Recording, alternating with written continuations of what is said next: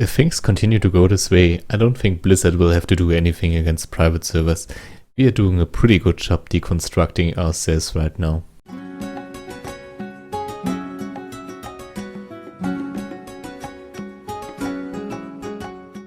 So much for an overdramatic and pseudo-intellectual introduction. Cue stock gameplay footage. Hello and welcome. Today I would like to talk about a few things. You might have noticed already that indeed Elysium has some new staff members, which did a few pretty shady and questionable things. Folks like White Kidney, Zuck, and our favorite hype streamer Radagos. If you weren't part of the biggest clown fiesta that recent private server history had to offer, and that is PlayTPC, you probably don't know what I'm talking about when I say hype streamer Radagast. And he also sells power leveling services and stuff like that. White Kidney apparently, in the past at least, liked to trade bug abuses, exploits, liked to sell them, like in order to give advantages by abusing bugs to other people. And Sisik, and I probably completely mispronounced his name, is the guy behind SysicBot, also someone who states that he likes to use bots. All of this information was researched and kind of digged up and summed up by a Reddit user. I will also provide a link in the description down below as like a big overview about all those different things I just talked about. The question you're probably asking yourself right now, and that I also ask myself, is why would like a server or like a team that kind of aims to go for a very professional approach and also likes to build some sort of legacy network would even hire or employ such guys? I personally think it's a fair question to ask, and especially considering those people having pretty powerful positions right now in the team, and a lot of players are very uncertain right now where Elysium is heading with this. Some users are also afraid that their characters might get hacked or banned and without a reason just to be sold. The thing is, it's very easy to lose yourself in conspiracy theories at this point if you are not careful.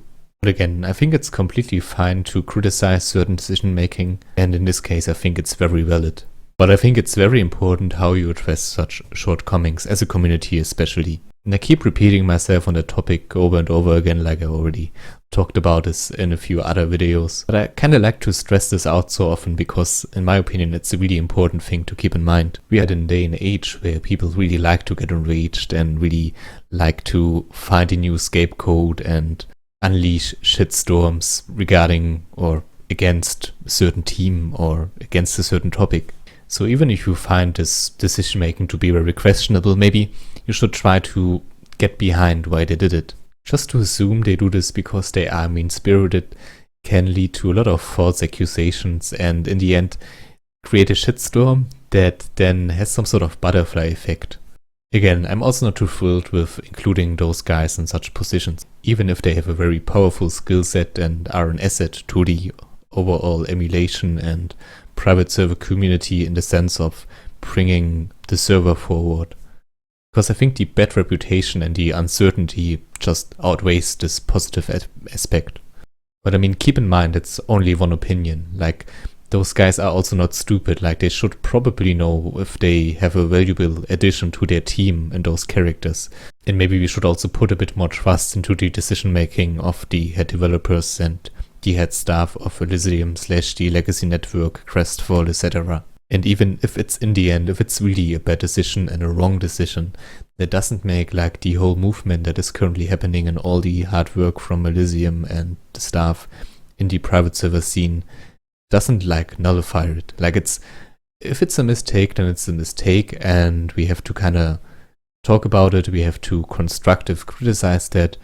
And I think move on as a community together. Because if it's just blatant bashing and speculation and really just pointing fingers at someone, then you kind of get reactions, and I would like to address that as well. Isura, an admin of Crestfall and the Legacy Network, recently addressed some of those issues in what he calls drama. And yeah, I also think it's very easy to create drama those days on YouTube, and it's the thing that sells, it's the thing that's interesting. But there's a very negative connotation to this word, and I don't think you should downgrade anything related to the discussion like immediately to drama. And we can even see from the first sentence of a statement that discussions can derail really quick. It says, Recently there's been a bit of drama from attention seekers or people wanting to bash Elysium, Crestfall or the legacy network. I thought it may be a good idea to inform people of what's really going on. The thing is, mixing valid criticism in with exactly what he criticizes in the statement as well, like with people like attention seekers or really just people who want to blatantly bash the servers. You begin to devalue constructive criticism and you start to not taking those people serious. It all comes down to action and reaction, and that's why it's so important, and I'm going to stress that out again, even though you're probably sick of it.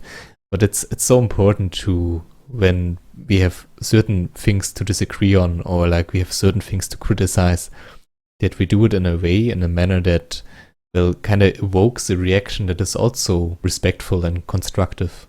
In the forum entry he also addresses why they brought those certain members into their team, and this brings some very much needed clarity and is very important, I think. And a lot of the reasoning really comes down to that those are, although they have maybe some personal shortcomings, that indeed they are very skilled and valuable developers / administrators. And he also addresses another very good point, and I think that's also worth a quote. I hope this clears things up a little bit. We really understand that some of their names make you wonder, but we do what we do to provide the best servers. Now the more important part, we have never been dishonest about who we brought on or that they've been around. And again, I think this is like very important, and I also had a lot of criticism like, why didn't they change their names? Or like, how stupid do those guys have to be to like not change their names and stuff. The thing is, if they would have done that and like 1 or 2 months from now like this comes out, then there would be an even bigger shitstorm and people would be even more enraged. I think it's actually a good thing that they are so clear with this, and that they really, even though they have a bad reputation, they say those people are so skilled that we still bring them on, and that should show you something, right? For me personally, although I'm still a bit uneasy with this, I think it's important and I think it's right to give people second chances. And I think it's also good to give at least some trust to the developers and cut them some slack that they know what they're doing. Again, this does not mean that you shouldn't criticize them for this. If you have the feeling that all of this won't outweigh, and I'm kind of with you there, to be honest. Like, it's really bad in the sense of reputation and also on certain uncertainty, what is happening to some characters, and if they already had some sort of bad behavior, then yeah, indeed, it's a bit iffy. Those hype and hate trains have been really established in the private server scene. And I think in order to get somewhere with this community, it's important to kind of let go of this behavior, to be honest.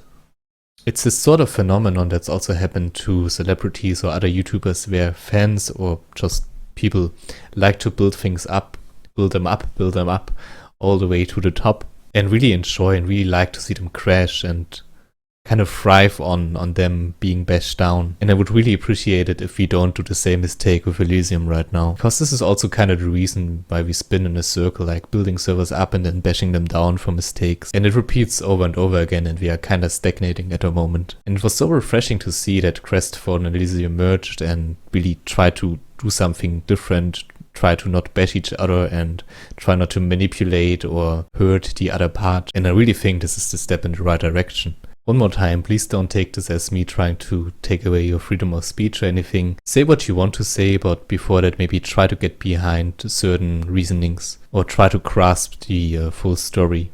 In the beginning I talked about Blizzard not having to do anything if it keeps going this way and we keep jumping to conclusions and keep bashing servers to the ground just because it's maybe more entertaining than having a constructive discussion. But maybe try to keep that in mind, that if we stay strong and we kind of rally behind this new legacy network and kind of try to improve it together. And again, that does not mean that you shouldn't criticize stuff. It's vital, it's very important that we call out stuff like that. I mean, if this team fails to address certain issues or if they fail to kind of respond accordingly to a lot of the criticism, then maybe it's bound to fail and then it's okay. But yeah, let's keep showing everyone that we really stand behind this, that we want a good legacy network, that we want legacy servers and that we want to play on private servers and that we are not just in it for the drama and catchy headlines. Thank you for hearing me out on this. Please let me know what you think of the situation and if I may be too soft on all of this and you have another opinion on this. Other than that, have a great day. See you guys around next time. Bye.